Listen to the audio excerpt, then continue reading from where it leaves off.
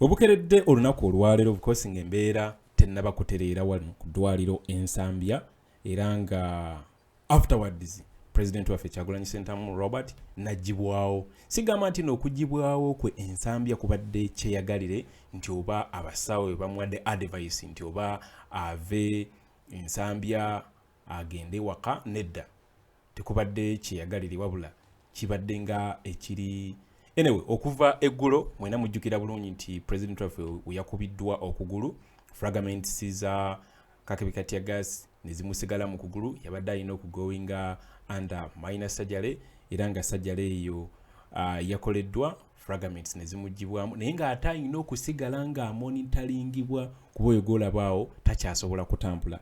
Ngenda kulaga ku bifaananyi nga bamuggyamu mu ambulance wali era omulengera ndowooza bulungi basitula musitule kuba ekiwundu kikyali fresh, kiri fresh era nga bakisibyeko busibi. So yabadde alina okusigala nga ali mu ddwaliro nga bamonitoringa era ng'omuntu akoleddwako surgery wakola ki bw'abeera.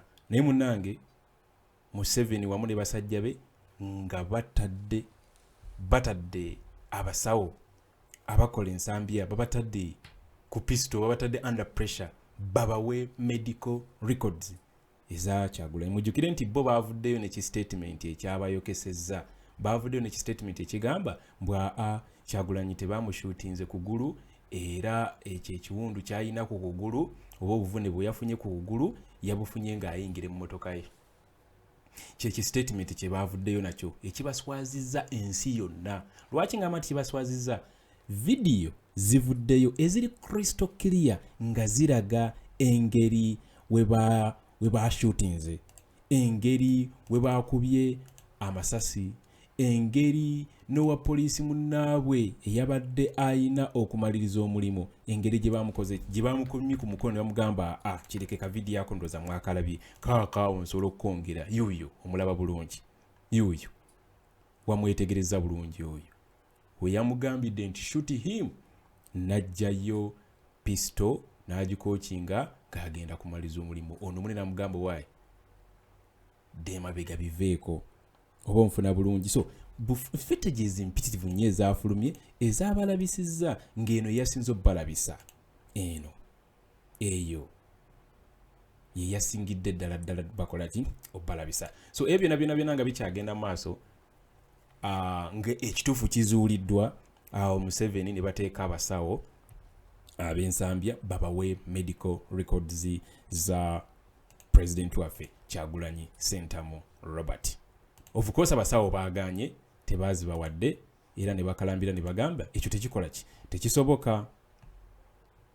Naye pressure yayitiridde nga abalwadde abalala abali mu ddwaliro, jjukira n'enguudo ezigenda Ensambya baazisazeeko ku lunaku olwaleero ku makya. Ne bateekawo spikes, abasirikale ab'enjawulo abali mu leeya, abambadde ebyambalo by'amagye bali mu PDF, ba red top, abapoliisi. Ebifaananyi tubisharinze ku zi platform zaffe ez'enjawulo mubirabye bulungi. Kati nga President waffe omumanyi n'agamba omanyi, nedda actually avuddeyo n'akola ne statement yawo n'atugamba as you may already be aware by now, following yesterday's brutal attack by the police, I was admitted to Nsambya Hospital for treatment. Once the regime learned of my admission, security operatives came to the hospital and harassed the doctors treating me, demanding for details of my medical records.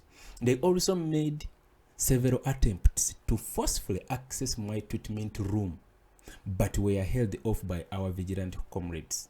As if that wasn't enough, they also blocked all roads leading to the hospital, thereby disrupting hospital traffic flow and endangering more lives. Consequently, after undergoing minor surgery to remove all foreign bodies that had remained in my leg, I decided to return home prematurely today for the sake of my safety and out of consideration for other patients at Nsambya Hospital who do not deserve the inconvenience and intimidation. I'll get the rest of my treatment from home. Many thanks to all of you who continue to send kind messages of support and consolation.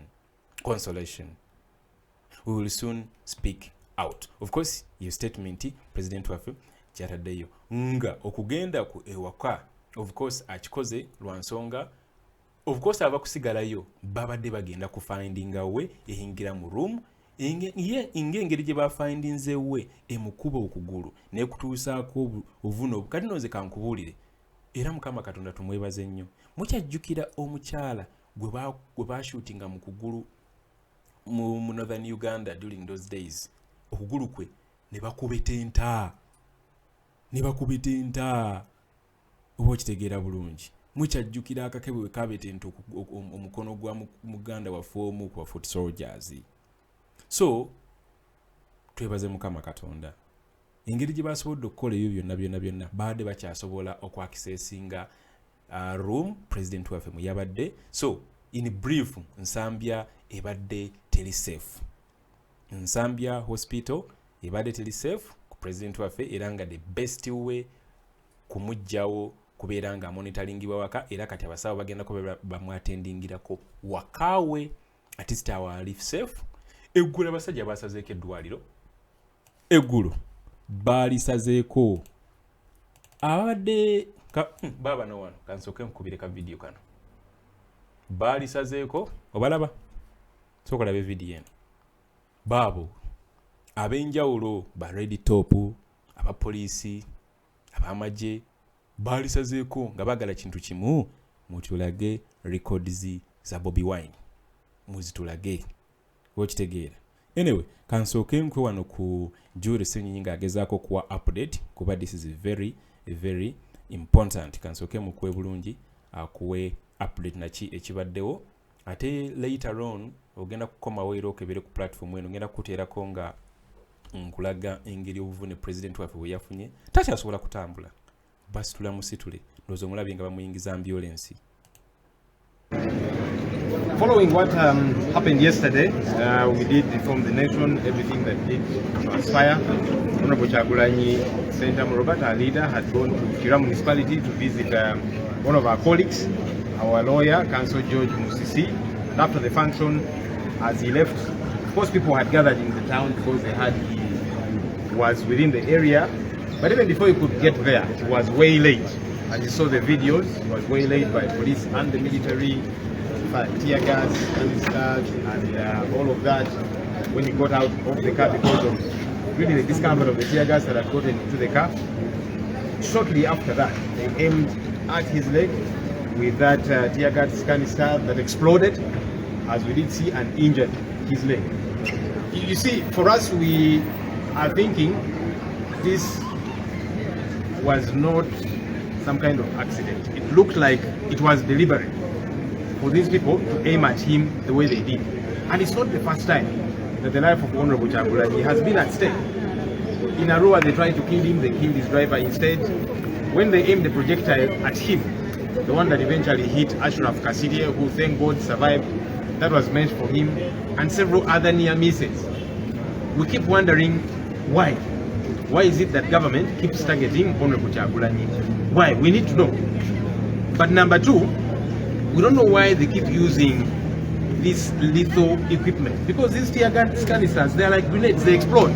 That's why, as you have seen, they keep blowing up people's hands. When we were in Elegu for campaigns, you saw the lady, they aimed at her leg and the entire leg got shattered. Now she has got a prosthetic and so on and so forth. So it is clear they seem to be aiming to do away with it. We want government to come out very clearly if that is the plan, because this is becoming too regular. And we are telling government, look, do not push people against the wall. When you keep doing this, people continuously get agitated. These are peaceful Ugandans who love their leader, and that's why they cheer him whenever he comes out and so on. Whenever you keep doing this, you push people against the wall. So we want government to come out very clearly and let the country know, why do they keep aiming to harm him? That has got to be very clear. But also, we really want to call upon police and the military to stop the shameful, amateurish way in which they deal with such situations. Because police is saying he slid as he tried to get into his car. Imagine. And they are insisting on that. But thank God that this generation, social media and so on, everybody has seen the videos. What has happened now is this morning, the hospital did carry out minor surgery to remove the fragments that had gotten into his leg after that canister exploded, because that was what was worrying the doctors. Thankfully, that has been removed this morning. He still was meant to be held here for a few more days, but after now these fragments were removed, he requested the hospital if it could be managed from home, because the situation here was becoming a bit problematic. The state has been sending people here in plain clothes throughout the night. They kept coming saying they want to access him. At some point they wanted to forcefully access his room, and we said, but look, you cannot force your way to see a patient who does not want to see you, because then you send a message. It's as if you have certain unclear intentions, because you have already said his leader had failed. What is it that you want with him? You send mixed signals to people out there. It's as if you are on a particular mission. Why have they been forcefully trying to access him? We understand the state has been putting the hospital on pressure. Give us all the medical records and so on. Medical records are private matters. They are only meant to be held by his wife and very close family.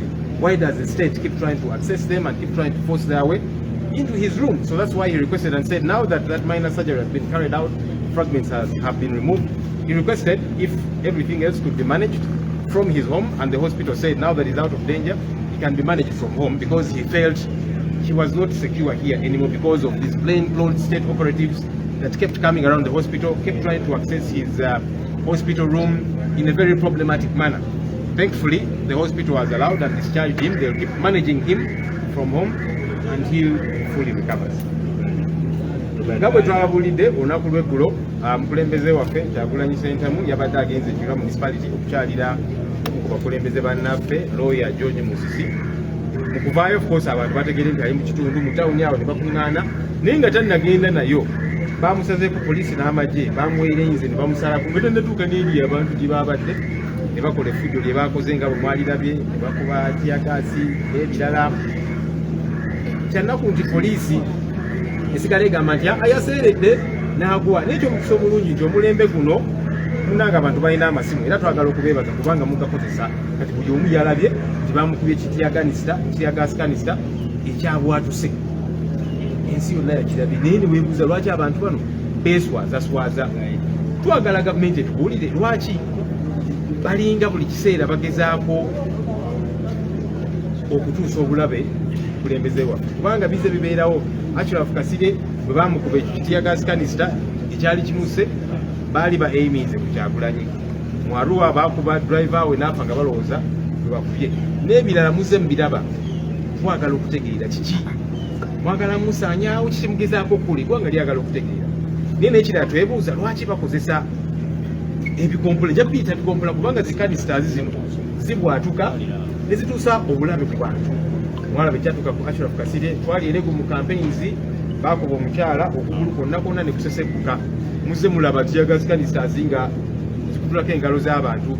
So bamanyi nti bya bulabe naye ate babikozesa ne ku bakulembeze baffe ng'ekitiibwa Kyagulanyi. Twagala okutegeera kiki, lwaki musigala nga mukozesa ebintu bino ku bantu abatalina buzibu. Omusango gwe bakoze guubira ku mwagalwa waabwe, ogwo nawo gubeera musango. Kakati bakubemu ebyasi bino bitiyagaasi kanisita ne batuusaako obulabe. Twagala okutegeera olunaku olwaleero Honorable Kyagulanyi asiibuddwa. Yabadde wakusigala wano okumala ennaku nga bakyamonitoringa naki, naye olwaleero ku makya bamulongoosezza, bakoze minor surgery okugyamu obupapajjo obwo fragments watiyagaasi kanisita obwabadde muyingidde mu kigere, kubanga obwo babadde bweraliikiriza abasawo. Naye fragments obwo bamulongoosezza ku makya ne bakugyamu, n'asaba oba basobola okumusiibula kubanga embeera wano ebadde etandise okwonooneka mu kkubo. Kubiira ddala ekiro wabadde wajjawo wano ba state operatives nga bali mu ngoye ezaleeya nga batisatisa eddwaliro, mutuwe medical records. Medical records zina kubeera za kyama za mukyala we ne family, naye nga balemerako. Ekyomukisa omulungi eddwaliro ligaana. Babadde bagezaako okwaccessinga room gye yabaddemu, naye abaana baffe security nga babalemesa, nga bagona. Naye kakati kiki mwagala exactly? Mwagambye nti omuntu ono yaseeredde n'agwa, kati mumwagaza ki? Lwaki mumulumbye ne mu ddwaliro gyali mugezaako okuyingira ekisenge kyali kiki exactly? Muleetera abantu okulowooza nti oba oli awo mulina ekigendererwa kubanga mwamutusizaako obulabe mwamutusizaako naye ate ne mu ddwaliro ne bamugoberera nga bagezaako naye leero nga bagezaako kwakisesinga ruumu ye by force. So kati yasabye Kyagulanyi yasabye eddwaliro nti engeri ku fragments buno gye babugyemu basobola okumujjanjabira ewaka ne bamumonitoringireeyo kubanga wano embeera tagitegeera oba oli awo bajja kusinza amaanyi abantu bafe bamubaddeko bayingire ruumu ye tetumanyi kigendererwa kyabwe. Ky'omukisa omulungi eddwaliro likkiriza asibulwe bajja sigala nga bamujjanjabira ewaka nga bamumonitoringa asuuke. Naye tugamba gavumenti muleme kusindiikiriza bantu. Ennyindo bw'oginyigiriza ennyo egy'omusaayi kirabika mwagala okutuusa bannayuganda nga mutuusa obulabe bakulembeze ku mukulembeze waabwe gwe baagala muzze mukikola nga mukiddiŋŋana. Lwaki ki kye mwagala ku bannayuganda? Mwebale.